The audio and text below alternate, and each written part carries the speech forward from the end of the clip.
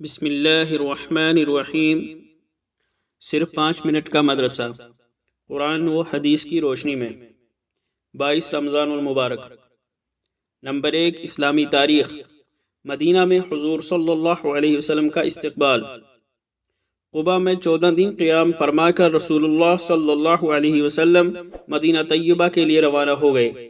جب لوگوں کو آپ صلی اللہ علیہ وسلم کے تشریف لانے کا علم ہوا تو خوشی میں سب کے سب باہر نکل آئے اور سڑک کے کنارے کھڑے ہو گئے۔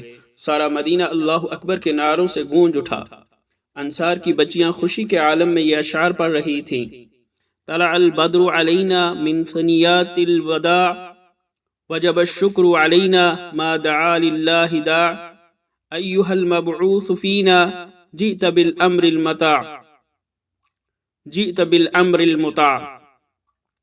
ترجمہ: وداع پہاڑ کی گھاٹیوں سے 14ویں کا چاند نکل آیا ہے، لہٰذا جب تک دنیا میں اللہ کے لیے دعوت دینے والا باقی رہے گا اس کا شکر ہم پر واجب رہے گا۔ اے ہم میں مبعوث ہونے والے، آپ ایسے احکام لے کر آئے ہیں جن کا ماننا واجب ہے۔ بنو نجار کی لڑکیاں دف بجا بجا کر گا رہی تھیں: نحن جوارم من بنی نجار یا حبذا محمد من جار۔ ترجمہ: ہم خاندان نجار کی لڑکیاں ہیں، محمد صلی اللہ علیہ وسلم کیا ہی اچھے پڑوسی ہیں۔ حضرت انس بن مالک رضی اللہ عنہ فرماتے ہیں کہ میں نے کوئی دن اس سے زیادہ حسین اور روشن نہیں دیکھا جس دن حضور صلی اللہ علیہ وسلم ہمارے یہاں مدینہ تشریف لائے۔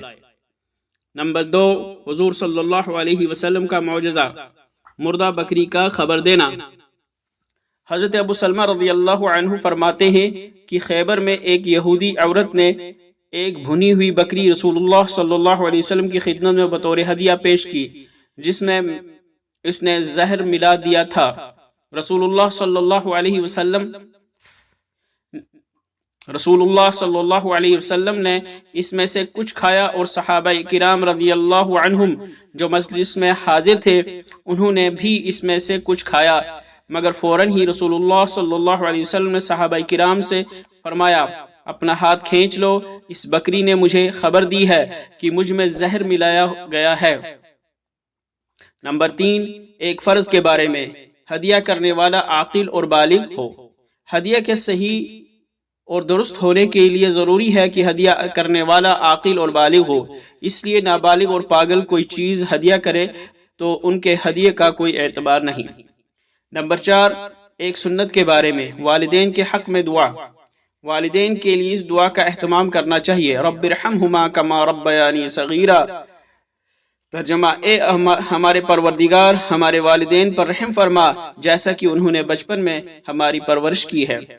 نمبر 5، ایک اہم عمل کی فضیلت، قرآن کی کوئی سورت پڑھ کر سونا۔ رسول اللہ صلی اللہ علیہ وسلم نے فرمایا: جب مسلمان بستر پر سوتے وقت قرآن کریم کی کوئی بھی سورت پڑھ لیتا ہے تو اللہ تعالیٰ اس کی حفاظت کے لیے ایک فرشتہ مقرر فرما دیتا ہے اور اس کے جاگنے تک کوئی تکلیف دہ چیز اس کے قریب بھی نہیں آتی۔ نمبر 6، ایک گناہ کے بارے میں، ریشمی کپڑا اور سونا مردوں کے لیے حرام ہے۔ ایک دن نبی کریم صلی اللہ علیہ وسلم نے ریشمی کپڑا لیا اور اس کو اپنے دائیں ہاتھ میں پکڑا، اسی طرح سونا لیا اور اس کو اپنے بائیں ہاتھ میں پکڑا اور پھر فرمایا: میری امت کے مردوں کے لیے یہ دونوں چیزیں حرام ہیں۔ نمبر 7، دنیا کے بارے میں، دنیاوی تکلیف پر اللہ کا انعام۔ رسول اللہ صلی اللہ علیہ وسلم نے فرمایا: جب بھی مسلمان کو کوئی تکلیف پہنچتی ہے تو اللہ تعالیٰ اس کی وجہ سے اس کے گناہ معاف کر دیتے ہیں، چاہے اسے ایک کانٹا ہی کیوں نہ چبھا ہو۔ نمبر 8، آخرت کے بارے میں، دوزخ کے 7 دروازے۔ اللہ تعالیٰ فرماتے ہیں: بلا شبہ جہنم ہی ان کافروں کا طے شدہ ٹھکانہ ہے۔ اس جہنم کے 7 دروازے ہیں، ہر دروازے میں داخلے کے لیے ان دوزخیوں کا ایک ایک گروہ بانٹ دیا جائے گا۔ نمبر 9، طب نبوی سے علاج، زخم وغیرہ کا علاج۔ حضرت عائشہ رضی اللہ تعالی عنہ فرماتی ہیں اگر کسی کو کوئی زخم ہو جاتا یا دانہ نکل آتا تو آپ صلی اللہ علیہ وسلم اپنی شہادت کی انگلی کو تھوک کے ساتھ مٹی میں رکھ کر یہ دعا پڑھتے، بسم اللہ تربت ارضنا بریقت بعضنا لیشفى به سقیمنا باذن ربنا۔ ترجمہ، اللہ کے نام سے ہماری زمین کی مٹی ہم میں سے کسی کے تھوک کے ساتھ ملی ہوئی لگاتا ہوں تاکہ ہمارے رب کے حکم سے ہمارا مریض اچھا ہو جائے۔ نمبر 10، نبی صلی اللہ علیہ وسلم کی نصیحت۔ بچپن سے نماز کی عادت ڈالو۔ رسول اللہ صلی اللہ علیہ وسلم نے فرمایا اپنے بچوں کو 7 سال کی عمر میں نماز کا حکم کیا کرو۔ 10 سال کی عمر میں نماز نہ پڑھنے کی وجہ سے انہیں مارو اور اس عمر میں پہنچ کر انہیں علیحدہ بستروں پر سلاؤ۔ اللہ تعالی ہمیں عمل کرنے کی توفیق عطا فرمائے۔ وآخر دعوانا الحمد للہ رب العالمین۔